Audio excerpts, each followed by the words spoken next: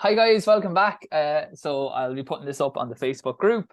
I got Damien here with me, brilliant, and Fergal's gonna is logged in anyway. So I have a couple of questions. I'll chat to Damien as well. So first thing I want to bring in, I had two good questions. One was kind of from Damien. I hope you don't mind me chatting. I can just I shouldn't have said your name. Yeah, Grant. We He's getting ready. As I said, we're going to be doing like a bit of training as well. Just weekly training. I'm gonna start kind of promoting it next week or so for the marathon, for the half marathon, for 10Ks. So I want people like Dublin, Frankfurt, those October marathons. That will have a group that will each week will go in. People like any level, basically, if you're going to do a marathon, we need to be training like say 4 or 5 times, like 5 times a week, to 6 times a week. How many times a week do you train, Damien? Yeah, five times on. Yeah, Perfect. Yeah. So we can do 5. There might be, as we build, we'll go to potentially 6, but 5 is perfect. 2 sessions in that, and then we'll do it a split. We won't. One thing with a lot of these generic plans is there's over reliance on the long run, because we're trying to fit everything into a 7-day block, and that's hard when you're only say training 5 days a week, because the level of conditioning you can have is lower. So what we'll do is it'll be a long run, and then every second week will be what we call like an endurance long run, which will be kind of your session. So one week will be 2 sessions long run. The next week will be 2 sessions no long run, but the second session will be a kind of long run. It'd be like a long run session, if that makes sense. So it might be like jog for warm up for like 30-40 minutes. Then we might do like a mile marathon heart rate, a mile easy. Just on this, 2 things. One, make sure if you go to people, I'm putting a list together, obviously, but there's of lactic places that I've kind of vetted, that I've chatted to the people. If there is an area where I might have found someone, to make sure they do a lactic test with you, not a VO2 max test. I think that's important. I'm just going to pin my screen so I can have it. Sorry. Yeah, that'd be better. Then second, currently, right, it's the 24th of May when we're doing this. For anyone getting ready for a marathon or a half marathon, we're doing a 10K block currently. There's a 10K on in like July 16th. I would recommend everybody to follow that program along. It's important that, like, as we go into a 16 block, then it has to get quite specific. But there's only 2 things that you need to be working on right now. One that I don't give that much direction on, which is a long run. Just time on feet. How long is your long run at the moment, Damien? What to be about 2 hours. Yeah, Oh, Jesus. Yeah. Then you're way up. You're way yeah, up. I wouldn't even, yeah. I'd cap it at that. I wouldn't go any further than that. Definitely not. Mm, Geez, that's mm, like, you're way up. So yeah, most people, I don't think, will, but that's perfect. Yeah. Cap that, even like, between 90 and 2 hours, it'll be fine. Like if anything, Damien, then when you're doing the training, I'll just go over the training again. It was sent out on Sunday. I'll just show it, just see if we have any questions on the sessions. Is 2 things, right? Sorry. One, with the 10K, with the long run, if you are going to get ready for that block, try build up your long run to say 90 minutes. If you're at 70 now, go to like 75, go to 80, and then in the 3rd week, go back to 70. And then the following week after that, you were on, say, so we went 70, 75, 80, then you went back to 70, and then go back, start at 80, 85, 90, go back to 80. And then that'll be 6 weeks, and then we'll be starting their block. We can't have you getting ready for a marathon in, say, we'll be starting in about a month's time in July, and having like long runs of say 60 minutes or not doing anything. So it's just about like getting built up the long run. There's time on feet, but you won't be far away then from what we need. Secondly, then, because I know Damien was asking, is like, oh well, I'm getting ready for the longer stuff. We're going to have loads of longer stuff in 16 weeks is 4 months. It's like it's too long a time. If you're just doing bulky stuff now, you know, you're going to be in that flat zone the whole time. So it's really important that we now actually get some speed in the legs. So targeting a good 10K and getting that 10K specific work in is great. If people have done the 5K training that we've done, I think this block is perfect for anyone from 5K, 10K, half marathon, really, because if you've done the 5K block that we've just done, it might be a nice idea to like build up, will increase the aerobic endurance a little bit. And then when like Damien and those people who are doing the half marathon go on their 16 block, we'll just come back down. We might do another 5K block, hit a good 5K. And it's nice just to kind of be able to dance between the 5 and the 10K. So it'll be kind of two different strands that will be kind of starting in July, just picking out races. And again, just like if people have races that they're targeting, let us know, and we can use that as the kind of the guide or start point. Yeah, so that's the key thing. I think if you're getting ready for a marathon, there's only two things you need to do at the moment. One, just get your long run up to about 90 minutes between now and maybe like middle of July. Don't rush up there, but make sure that you're there. If you're doing 2 hours, if anything, Damien, you might find that the sessions feel a lot harder, and I would probably reduce the long run back down to maybe like, 100 minutes. I'd probably fluctuate. If there was 2 hard sessions that you found hard, I might go 90. Then the next week, if you're used to it, like go 100 minutes, 110. But I wouldn't focus on the long run as much. We'll get up that. It's good just between now, I'd only probably do one more 2-hour run, maybe in like 3 weeks, just so you have it there. And the rest will be, those sessions are really important. So I'll just bring up that session just to make sure. And then I got a really good question on the chat. Even if, guys, if you can't come to this, obviously it doesn't suit everybody, just post it up in the Facebook group, post it up in the WhatsApp group. I can answer any questions, and we'll post this recording up. Evelyn, we're all in. Great stuff. Great. Okay, so I'm just going to go over the training I have for the next time. Okay, so it's a longer, I'm just going to share my screen. Okay, so it's a longer block, this one that I was thinking of doing. So from May 22nd, so you're just doing your run and your Pilates. Make sure that we stay that kind of, you need to keep the Pilates, especially those going into the, it's funny because if you're not doing a marathon, we're going to be kind of, I usually give people August off. However, if you are going to do it, it's good to get the Pilates. Even if you're not used to the gym, I wouldn't do it, but just make sure like we're topping that up, because later on when you're tired, we'll have to be doing the kind of lighter Pilates. So it's just good to make sure that we're kind of nice and strong with that. 50-60 minute run here plus strides. And that's what I'm saying. The turnover at the moment is more important.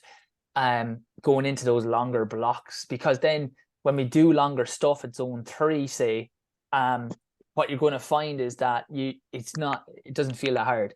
If you're only doing long stuff all the time, it always feels like a struggle. So yeah, and then Wednesday is an aerobic cut down, so that's tomorrow. So the session, right, is just I usually do 15 minutes warm up or cool down. You might do 10 minutes warm up or cool down. Wouldn't do underneath 10. Then some stretches, some strides, maybe. Then you're going to do 12 minutes at zone 3, which is marathon pace. So Damien, your VO2 is kind of messed up. Like I said, get lactic threshold so we know. But that's marathon pace, basically. But we'll do it off heart rate. Again, with that 12 minutes, one thing I want people to realize is when we do aerobic work, we don't want to have it that we're like sprinting to get the heart rate up. So say if your marathon pace is like 160 or 150 heart rate, take 5 minutes to get up to like say 160 or 150, whatever the heart rate is. Don't go sprinting off. And what you're probably better off doing is actually calculate like what your minute per K pace, what your minute mile pace was for a marathon, and just run at that at the start. You know, so like, you know, if you did 3 hours 30, if you did 3 hours, if you did 4 hours, work out what is that minute per mile or what is that minute per K, and just run at that pace for the 12 minutes, and then have the heart rate as a guide. If you can pick it up a little bit after 6-7 minutes, great. Or if you have to drop back a bit off that pace, no problem. Then you're always going to take 2 minutes recovery. Then we have 8 minutes at that threshold pace. Now, again, as you said, what I want to do is we're going to keep that aerobic zone up. For the people who've done the 5K kind of block that we did, this is just a nice top up. I did an aerobic top up myself today. You'd be surprised, even though I won those 2 key, the Peugeot Series races. I got humbled on a session today just with my friends that, you know, as you got a little bit sharper, the aerobics gone down a little bit, you know. So I had a grinder of a session today, just getting used to that. Like, time on feet aerobic top up is good for our 5K runners. Like, I'm going to do a mile in June 10th, but I still want this a good week of topping up. So I do feel it'll help us all, even if we're doing the 5Ks.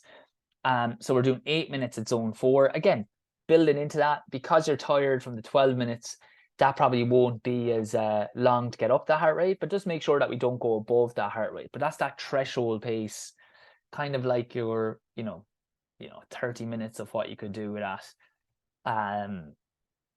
Not as quick as 10K pace, but maybe just even judge 10 mile. As I said, I need people getting lactic thresholds basically, because this makes it so individual. We could both do this session, because what I'll cover in 8 minutes off my heart rate might be a lot more than what someone else will cover. But we're all doing 8 minutes of effort at the pace. Whether that gets a mile or 2 miles doesn't matter. It's like, that's hitting the physiological response we need. And that'll come to the next question in a second. And then we take 2 minutes off after 8 minutes, and then you're doing 5 minutes at 10 seconds quicker. Now, this is the only bit. So this bit is now above threshold. This would be what we call our zone 5. This would be 10K pace. 5 minutes essentially at 10K pace. So you're going quicker than what you were in that controlled threshold zone for 5 minutes. And again, it's a bulky session, which is great. So it's good for aerobic, but we're still getting the legs turning, say, at that 10K pace at the last 5 minutes. Now, again, 10K pace, guys, or 10K effort isn't absolutely like flogging yourself here. There's no session you do with me.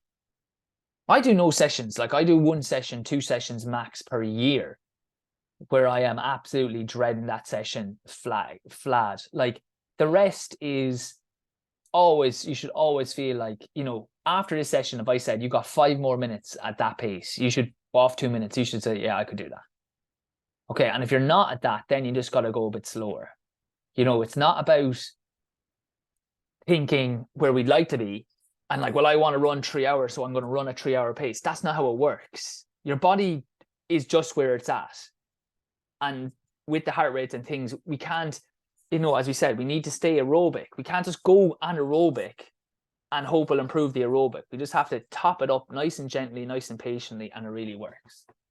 Okay, then you're going to take your rest. You can take a rest on Friday or Thursday. Again, like 50 to 60 minutes is a good aim. And then Saturday, nice aerobic top up here, 5 by 6 minutes in zone 3, which is marathon pace again. And then 4 by 20 seconds hills after. And then after each 66 minutes, take about 60 to 90 seconds. And then we'll do our long run here. Again, 90 minutes would be ideal. But if your long run's only 60, only go up by 5 minutes each week. And then the 4th week, drop back down to your original week 1. Okay.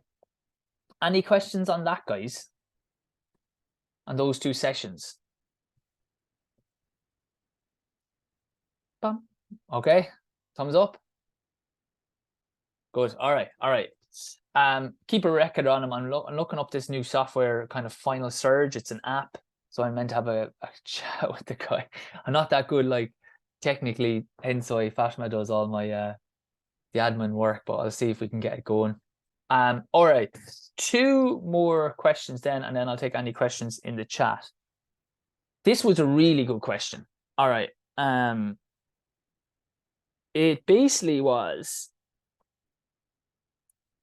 this person, right? She says, anytime I go for a run, my heart rate goes sky high. So there's not a run that I finish that I'm not at any run. There's not a run that I finish that I'm not in threshold at the end of it. So there was two clarifications I wanted on that. The first, and again, like these questions are gold because I only have like one thing I wanted to talk about. Like if you have questions, I'll come on like every week. If you don't have questions, like I just don't know if people need it, so I just don't bother coming on. But I can come on any week. I love chatting about it. Okay.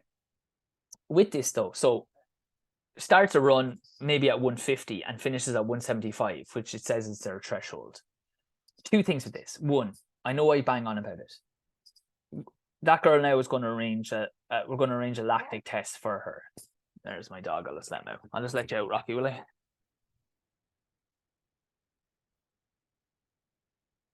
Okay. So, because the watches, guys, will not give you accurate heart rates. You need a lactic test. You need a lactic test. And again, we have a couple of new offers coming on for this. I'm like trying to gather people around the UK and around Ireland for these tests. So basically, right, what we need then is, I imagine she has a high heart rate. I would say, sorry, my dog literally wants to get out, and then I let him out, and then he just scratching to get back in. Jesus. All right. She is a high heart rate. I have a high heart rate. I did 2 lactic tests myself. Stop, Rock, you know. I did 2 lactic tests for 2 different people, same day. Okay. What was funny was they both ran the same times. They weren't super fit or anything. So started at 8K, we're fine. 9K, they saw the first little spike. 10K, were able to kind of hold, like, and then they both topped out at 13K. They were at threshold. So same pace, same day, heart rates 20 beats different. Man and woman, doesn't matter though. The man, like, threshold 165. The woman threshold 185. So neither of them, like, so both of them can't use the watch. You know, one's probably going killing themselves. And in fact, his RPE, he was like, oh, it's quite low.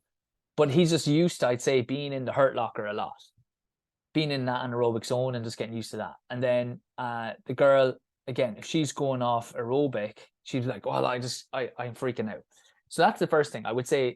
I'd like to get her actual scores, because then I can give good information. Because I imagine even at 175, she potentially could be in that like aerobic, like still kind of like marathon pace, you know, rather than being at thresholds. But the second point then is, if you are someone who doesn't have, and she ran a PB actually, she's run 21 for 5K, so which is brilliant. But if you are someone who doesn't have that aerobic base that you can run at the pace, what's a good idea is, say if you're going out for a 40 or 50-minute run 10 minutes and then just walk a minute. Okay, because rather than like say running and then either having to go really slow near the end to try to keep your heart rate down, walk a minute, allow your heart rate to come back down, because heart rates will go up. It's called cardiac drift. So at the same pace, after a while, your heart rate will go up. That's why it's funny. She also said like, oh, when I'm doing reps, if we're on the track, if I'm doing 800s, my heart rate stays low. It's because you're getting recovery. She's might be jogging for 2 minutes. So the heart rate gets a chance to come back down. That's why, as you said, even on the reps we were saying before, we don't go sprinting to get to these times. Because if you think for a marathon, we're out there for 3 or 4 hours. You know, we're not trying to hit marathon pace or marathon heart rate in this first bit. With cardiac drift, we're going to be miles above it by the time by the end, you know. So cardiac drift is worse when your aerobic fitness is worse. Okay. And some people are naturally, you know, she's probably naturally better at the speed stuff. I know myself, I'm like that as well. I'll have a bigger cardiac drift, but I can handle lactic more. But for her then, the recommendation is walk for a minute every 10 minutes. That will then allow your heart rate. So even if the heart rate rises, let's say her zone 2 is like 165. So she starts at 155, and after 10 minutes it grows up to like 165. Let's walk for a minute or two, even before she needs it. Say it's at 160. Walk for a minute or two, goes back down to 150, then do another 10 minutes, walk for a minute too. Now, the last 10 minutes is probably going to be at 165, and I would just slow down. If that was the top of, say, zone 3, I wouldn't go above zone 3 just on a normal run. Or I'd start off slower. But I think that's a better idea to do than someone like, that's an element where she's talking about like she'll probably just have to power walk to stay in the right zone initially. Taking little interval breaks, even in your run, just walking for a minute every 10 minutes. Now, you don't want, again, with that, you don't want to wait until you're up into that zone to do that. Okay, so that was just an unusual one, but I thought it was really, really good to answer. Okay, and then the last thing I'm going to cover is, and then I'll put it up to any questions, is this thing. It came up again. I was chatting to, I won a race on Sunday, and the guy I bet was, he was just saying like, yeah, look, now he's ran 2:16 for a marathon. It was a 4-mile race, and he was just like, yeah, like I just think mentally I need to, more like dig in with the speed work. I'm like, this thing of mental strength in running is the biggest myth going. The biggest myth. Like, any runner who gets out and trains consistently is mentally strong. There's 4 C's, they say, for confidence. The last C is confidence, that you're confident in your ability, you're doing what you should. The C before that, I'll go this way, it'll probably be easier for EC. The C before that is competence. It's like, if you haven't done it, why would you have confidence? Otherwise, then it's just arrogance otherwise. So competence is like, you proved to yourself in training, you've proved to yourself off your heart rate. So like a lot of times people want to run times. And this happened to me. I wanted to run sub 14. And I remember I was chatting to a guy and he's like, what have you done in training that indicates you're in that shape? And when I looked at him, I was like, yeah, I actually haven't. My heart rate, my lactics weren't fantastic. I hadn't done any like track sessions that I'd be like, yeah, no, that has me in proper shape. So I went in the next month, I did a couple of things that like, started putting myself, like there, that's a good session. That's now putting me in the ballpark of this. Before competence then is commitment.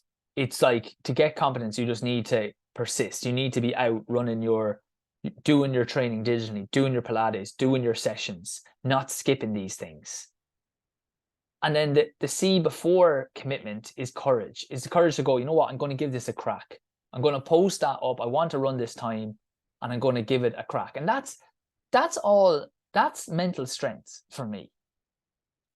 Getting those 4 C's, courage to say like, I want to do this, commitment of actually doing it, seeing the results then, and then naturally having the confidence. This thing of like, say that guy, I even said to him when we were cooling down, when he was like, I didn't have the mental strength there to like stay with you. It's like, I've come from, okay, so we're doing a 4-mile, but I've come from like a miler's background. I've ran a sub 4-minute mile. So when my physiology is, when I am absolutely riddled with lactic, I can still run a sub 60-second 400. So that's very hard for him to beat. Like, just naturally, where my kind of top end speed at the end of a race is compared to him is just way higher. And that's not me. I said it to him. I was like, that's not you like thinking. That's not like you thinking something. That's just like, that's something I naturally have, or I've trained to have. And he's a 2:16 marathoner. I said to him, just in the same way, if we were running a 10-miler, the chances of him beating me are way higher. And if I get tired in the middle when he's really pushing the pace and have to slow down, that's not me mentally giving up. That's me like internally, my body just being like, oh my God, we're going too hard here. You know, like now there's always the end of concentration and trying to breathe, and of course that, and that's practiced in training. That's where I'm saying, Damien, when we'll be doing the endurance long runs, that we've practiced that. We've practiced when our legs are tired doing marathon pace. So that when you're in a race, you're like, look, I've done this in training where I've had to pick it up, and even though my legs were tired, you know, and that's where you get the confidence from that, because you've had the confidence of trying it. It's not land in a race, never have done that and think, oh, I'm just mentally weak. You know, so I just think people need to give themselves a break. And then the second thing they need to do is analyze the training they are doing. And like I would say like 98% of the time, the answer is physical. This thing, it's like, it's all mental. It's like, I'll give it 2% mental. The mental bit is you get out training every day. You commit to the training. And it doesn't mean that you're not going to have bad races. I've had, like, I won 2 races last week. The first race I did, even though I was in really good shape, I ran like a donkey. It just happens. There's like neuromuscular differences that can occur, that some weeks or even just some day fluctuations. It's just like, I didn't feel great. Hip was a bit tight. I had to drive to Belfast. I'm not making excuses. I just went to the race, just didn't click. I was trying hard. I just knew it wasn't there. But went home, did my hockey ball work, did a Pilates just to kind of loosen out. And then that was Saturday. Tuesday, ran that 5K, felt way better, ran like, 14:30, jogging at home. That's the way it goes. Like, it's not like, oh, you were mentally strong one day and you were mentally weak the next day. It's like, it's just like, you got to know, like, don't let the highs go to your head and don't let the lows go to your heart, and you'll be fine. But as I was saying to that guy as well, like, I was like, look, if we were doing a 10 mile where he's staying mentally strong, if you bet me, it's because he's training that way more. He's a marathon runner. And I was saying to him, the training he's doing currently, which is doing more 5Ks, doing more 4 milers, maybe a few 10Ks, I was like, that's going to really help you in the marathon. Because in a marathon, then when you go to like kick on or sprint in the end, and someone else who is there like, oh, I wasn't mentally strong, it's like, no, you've got turnover now in your legs. Not the turnover I have as a miler, but you have turnover relative to other half marathoners or marathoners. So you'll be able to move quicker because you've practiced that element. So yeah, I just hope that, I know it's a bit of a rant, but I hope that makes sense, that it's a lazy, and it happened to me. I ran like a donkey for a year. And they were like, oh, it must be in your head. You're training. Like, I was training consistently. You must be in your head. And I agreed. I was like, yeah, it must be in my head. I went to sports psychologists. I went to a lot of sports psychologists. I was doing all these positive affirmations, imagery, writing the times I wanted to run on my spikes. Nothing worked. I was running like a donkey. The next year, a new coach was over at Newcastle. But granted, now I was more relaxed about the training. But went down to the first race. And if you say positive self-talk or negative self, I mean, I was literally like, I'm probably going to come last here. I'm like, hope to God I don't come last. That was what I was thinking. I wasn't thinking, oh yeah, you're fit, you're fast. It's like, I've had a year where I've just ran like absolute crap. I went out, and when I got into the race, I was at the back. I went, and as the race went, it's like, oh, I'm feeling all right. And you just naturally pick it up. I didn't have to mentally think, now you dig in. Now, it's just, this stuff naturally comes. Your body, like, running isn't like hurling or football, or where like you can be in your head, or golf, where you're really in your head. It's just very primal. So once you're running, your body's kind of just doing things naturally, which is it's very handy as that for a sport. Got to it, kept going past lads. I was like, go, sprinted to the end, won the race. Bet like a few guys who've gone on to the Olympics and stuff like that. And on the way home, I was like, okay, what's made the difference? And when I really analyzed that, I was like, you know what? the training I did the year before, the runs were pathetically slow. Like I didn't use any heart rate stuff. I didn't like practice zone 2 running. I didn't do any like, you know, zone 3 or zone 4. I just and then because I was a new coach just for that year. Previously I'd done like really hard sprint work, and that kind of got me through the kind of 800s or 1500s, but I wasn't going as hard because he wasn't that type of coach. But then I wasn't supplementing it with the aerobic training. So it's like, looking back, it's like you weren't fit enough. And you, rather than the coach saying like, look, you know, if Damien say he's going to do the marathon training now with us, if at the end of the marathon, one, I'll be able to say, okay, maybe you got sick or maybe something happened. That like, let's just do maybe another race just to be sure. But if at the end of it, it's like, look, I'm running terrible, I'll say to him, look, this training then didn't suit you. I won't say it's like, oh, it's in your head, Damien, or you need to do. It's not like, it's never the mental attitude. As long as people do the actual training, it is 100% physical. 100%. And it's up to the coach to take responsibility for that. And there's too often, it's so easy to blame an athlete and say it's their mental or say it's this or that, when the answer is actually, no, dude, what you're giving that athlete is not working for that athlete. And you need to analyze what you're doing more and readjust. Okay. Hopefully that makes sense. But yeah, that's the few thoughts I have on that. And yeah, thanks. If anyone has any questions, I'll answer them now. Oh, and just one on the heart rate training. Yeah. I've never trained by heart rate. I've always trained by pace. Is the Yeah. best way doing it with a chest strap rather than the watch? 100%. 100%. Do it with a chest strap. Buy a chest strap, get a lactic test. You know, why the heart rate? The wrist ones are good enough when it's going like slowly. But it seems when you go faster at like that lactic threshold, now I don't have a wrist one, but just from my friends saying it, it's like it doesn't pick up the same amount of beats. Probably it's the pulse is probably a little bit less. It's going too fast.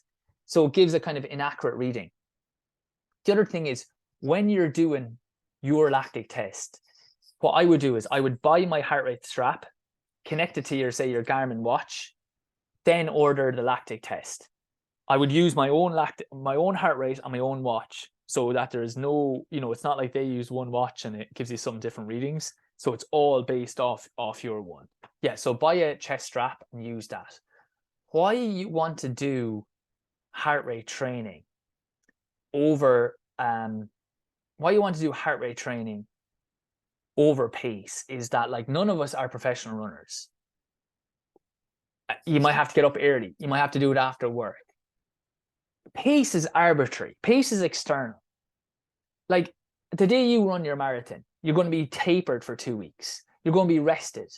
You're going to be peaked for that race. You're going to be in the shoes. You're going to have the nutrition kind of done. Like, you know, you might roll out of bed and have to do that session that I said on the Wednesday, or do it straight after work. They are not the same conditions. So what the heart rate allows you to do is it kind of factors that in. If you're a bit tired, you don't have to do anything. You just have to take 5 minutes, get up to the heart rate zone or the RP. You know, sometimes if the heart rate's not coming up, just like, you know, every like 10 or 15 times, you might have like that. You feel like you're sprinting, but the heart rate is not coming up. But you just get into the heart rate zone and you just stay there. Because what happens is when people go on pace, ego takes over. As I said, I was doing a progression run today, an aerobic kind of run. And I was with the lads, and at the start I was kind of not pushing, but I was the one at the front. Halfway through, I started like a little bit like, you know, because I haven't done that like longer aerobic stuff when I was getting ready for these 5Ks. So ego, I could have stayed at the pace they were doing, no problem. But I would have been way above my lactic threshold. I would not be helping the aerobic. I would be now working the same kind of stuff I've been working on the track. But because I had the heart rate, and the heart rates were high relative to the pace wasn't great. The pace was like 5:25, 5:30, 5:35. if I'm just doing, say, a 5-minute interval or a 10-minute interval at that, I've been doing more at 5:15s. So the pace is like 20 seconds above slower than I've been doing recently. But I've had obviously 3 races in 8 days. I'm tired. A continuous hour-long run as a progression run is something I haven't done in a while. I use the heart rate. The last 15 minutes, the lads, I can still see them, but I'm like a little bit back, and I'm like, lads, I'm just staying on this. Keeps me disciplined. 175. Once I started going to 176, 177, I relax, and I'm like, just get back into 175. Because if I start going into like 183, 184, into my like lactic threshold and above, it's like, well, no, that wasn't this session. I've been doing a lot of that threshold and kind of zone 4, zone 5 training to get like sharp for the 5K. Now I need to hit a lot in zone 3, and I'll do a little bit of zone 4 and some strides and stuff on Saturday. Does that make sense? Yeah, yeah. Yeah. So it just allows us to know what we should be doing. Like, it takes the ego out of it. And then week on week, the week, like, as I said, other weeks, 175 on this is I'm hitting like nearly 5:15, 5:10. Today I'm hitting 5:35. If I'm off pace, everything's probably at 5:20. You know, because it's like, well, I'm meant to hit 5:20. And that puts a stress on the body as well. You know, if you know, like, say, I know I'm kind of tired today. If I have to go out and I'm like, say, the first mile, I'm like, oh my God, I'm meant to be at 5:20 and I'm like 5:35. At least I can look at my heart rate and go, you know what, I'm up at the heart rate. Whereas otherwise, if I'm digging in there, like I'm working too hard because I'm not then in my aerobic zone. So I'm not running aerobically now. I'm actually training a different system, even though the pace is the same.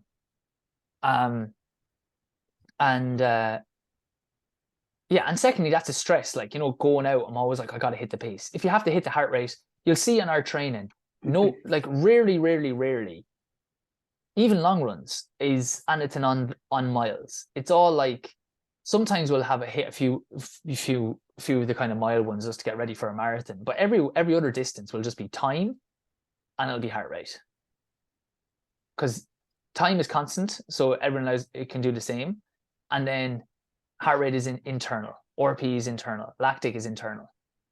And really, this is what I'm saying with mental thing. Wanting to run a time doesn't make you run it. Like, wanting to run a time makes you, I don't know what the word is, like, gets you consistent, but just running to your zones will, like, Brian Maher has a great saying, the fastest way to get fit is the slowest way back. You know, so not rushing it, just like taking your time, and it comes back.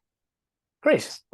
And just one other question. Brilliant. When you say zone 3, you know, there's a lower range and an upper range for zone 3. Yes, brilliant. Do you try and keep it in the middle, or is it at the top? Yeah, I'm. Depends on the day. Like, say today, I'd always try keeping in the middle. Have a couple of beats to go. Now today, I'm not going to lie. Even though I'm giving the big spiel here, I was at the very top of that zone. Because I'm with guys, I'm like, oh my God. Like, but I don't go above it. So, the zones are nice there that at the start, you know, say that 12 minutes, we might be at, like, for the first 6, we might be at below or just at the very bottom of the zone. And by the last, say, 3 or 4 minutes, or last 3 or 2 minutes, we might be at the higher end of the zone, but we don't go above that zone. And if we're 5 minutes in and we haven't hit the bottom of the zone, we'll go a bit faster to get into that zone. Yeah, so try hit the middle, and use the top bit as you slow down once you go past that pace. Okay. Yeah, because if you think about it, like, for aerobic, we're better to be like still aerobic with like a couple of beats to spare than being like above the aerobic, you know, unless I say that in particular in a session. And especially when, sorry, ranting here again, especially, you know, with the sessions I'm doing currently, they're not continuous sessions. So right? The 5 by 6 minutes might be one by the end you're up to the running, but the rest, like if you're doing 5 minutes of threshold and then you got a 2-minute recovery, like, you know, if you think that's a pace you're going to be trying to hit for 30 minutes and we have that cardiac drift, we're not worried about the we're not worried about that really, like not hitting that high heart rate, because you're probably going to have to run faster to get into that zone based on the drift that would normally there because you're fresh, you know. Okay, brilliant. Okay, that went great. I love that. Okay, thanks guys. I'll post that up in the Facebook group. If people have questions, just post them into the group or put them into your WhatsApp group. Thanks guys, take care.